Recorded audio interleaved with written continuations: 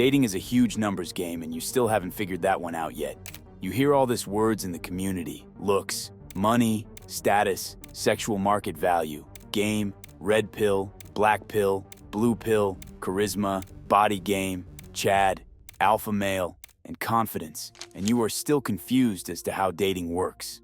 Today, you will get your answers. For starters, you should know that everything matters. Although different concepts have different meanings, and they affect your overall sexual market value in different ways. Sexual market value is basically the amount of leverage you have in the dating market. But does this really matter? Can you really quantify it, and does this actually play out in the real world? It is tied to looks, money, and status primarily. Money does not really increase the genuine desire a woman has for a man. You will generally tend to attract gold diggers if you lead with your wallet. However, money is still the cornerstone and should be one of your main priorities because it will allow you to do real looksmaxxing. In the context of dating, money plays an indirect role in the way it increases your success rate. Think about all those small logistic details on dates, being able to give good experiences, and in general, having the freedom to do what you want. Having access to money and resources can also facilitate in being able to retain women in your life because you will be able to provide good experiences. So the main point to take away from here is, never lead with your wallet, and use the money to position yourself in a higher place in the dating market.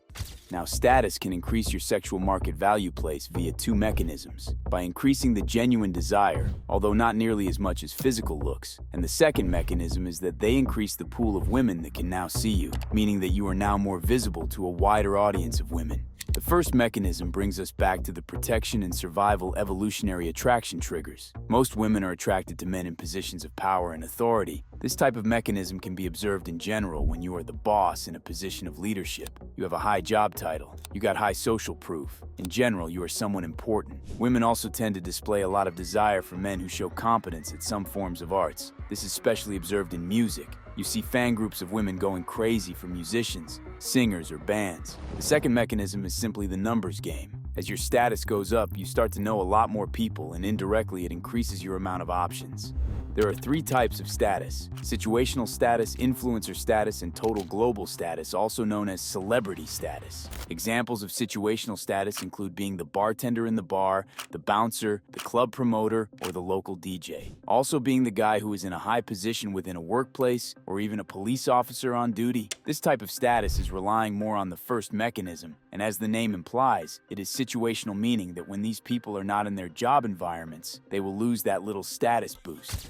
Influencer status are the individuals that were able to gather a substantial amount of audience online but aren't celebrities, usually anywhere from the 10,000s to even up to a couple million followers. This tends to be a niche type of status because usually these people are not going to be recognized in the real world by people who not necessarily follow that specific niche. Although it still carries a lot more weight compared to situational status, because when people see your Instagram or any other social medias and they see that you have a high following, they will immediately perceive you with a higher value.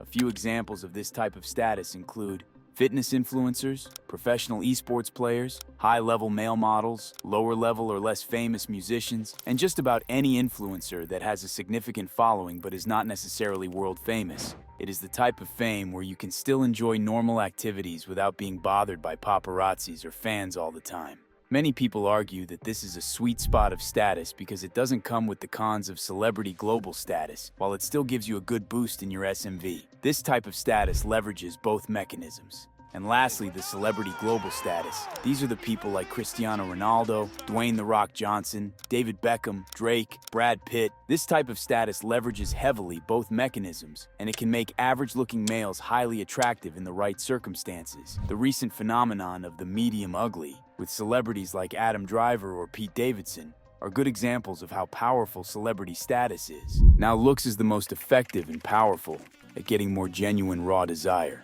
This should not be debatable at this point. The cornerstones of looks are a good-looking face, a good physique, and at the very least above average height combined with a good frame. Any man that possesses these four traits is generally well within the top 1% of looks. This is why I offer a service that gives looksmaxxing advice alongside with an evaluation of your current looks level. This is 100% the very first thing you must know, because you need to know where to improve and where to put your focus and energy at.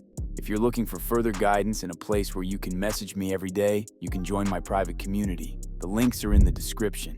So now to help you understand, let's give out some examples. Let's say we have a man who is around 5'10", which is average height, a fairly average face, maybe even slightly above, and his body is just normal. He's not out of shape and he also isn't overly underweight, but he is not built. So this man will be fairly invisible in the sense that he's not going to have women chase after him just from the get-go.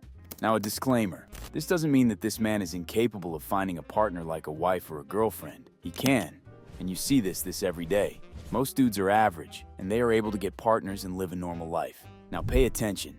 These are just hypothetical numbers. Let's assume this average guy has a conversion rate of 4%. This means out of a 1,000 women, he has a chance with 40 of them.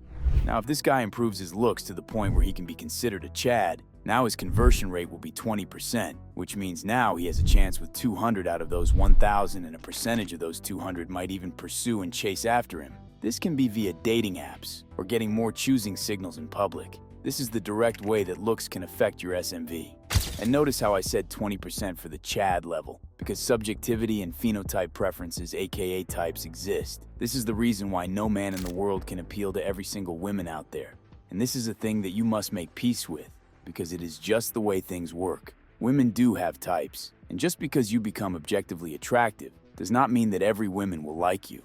On the other hand, let's say this same guy keeps roughly the same level of attractiveness, but he increases his status. Maybe he becomes the CEO of the company he works for. Now let's say the conversion rate goes from 4% to 7%, and let's say this is a well-known company, and now he gets a bit more exposure from the public due to his position as a CEO, and maybe his social media gathered a bit of a following. Now a lot more women know him. Let's say it went from 1,000 to 5,000. Now there are potentially 350 women who might give him a chance. You can see this playing in the real world, where middle level of attractiveness celebrities are able to get fan groups because they are so famous that due to the sheer numbers, even if their conversion rate is not as high compared to an objectively attractive male, they will still gather large amounts of fan groups. But one thing you will notice is that usually the most attractive celebrities are the ones with the largest fan groups, oftentimes simping in the comments about how beautiful or hot their male celebrity crush is. I actually said at the time that I thought it was a big mistake that they let him have his shirt unbuttoned, because it almost like wipes your memory of anything prior to that moment. I had a lot of strange emotions coming up during this. What were your emotions?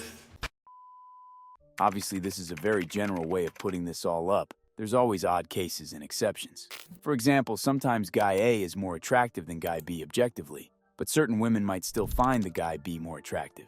And this is because looks still have a fair degree of subjectivity, and there is also phenotype preferences. I find that when you compare males between 4 categories, unattractive, average, normal, regular attractive, or hyper attractive, it is fairly easy. We can make with high degree of accuracy statements like, guy A is more attractive than guy B. But the lines get a bit blurry when, for example, we compare people from the same category.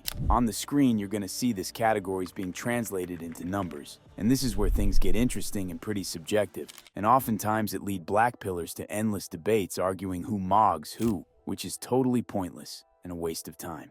By the way, mog simply means that the person looks better in this context. So let's take a look at this 2 cases in the hyperattractive range. Even if in theory guy A is 8.5 and guy B is 9, there will be plenty of women who will prefer guy A and plenty that will prefer guy B. At this point, it has become pretty subjective, and it will be down to phenotype preferences and other subjective metrics. Even sometimes a guy who is just regular attractive will be chosen over an hyperattractive guy. These are normal things. Comparing men in the average range is perhaps the most difficult thing and also very subjective, but we all intrinsically understand that both of those guys are just average. So you might be wondering right now, okay, road to 1%, I've seen all of this. Now what? What do I do?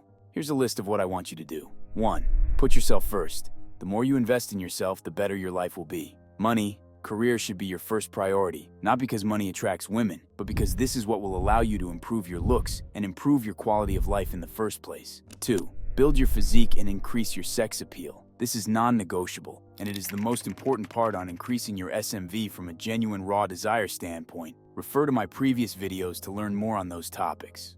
3. Get an evaluation of your current SMV and face analysis. You can do it on your own, or get one of my services for that matter. The key point is that you must know on what you should improve and allocate most of your efforts. There is no point in complaining about things that you cannot change. 4. Once you know what you need to do, reduce your consumption of this type of content online. I find that a lot of guys are just watching self-improvement videos all day long, but never actually start doing anything. Worse is that there are people that don't even start because they think they don't have potential. What a shame.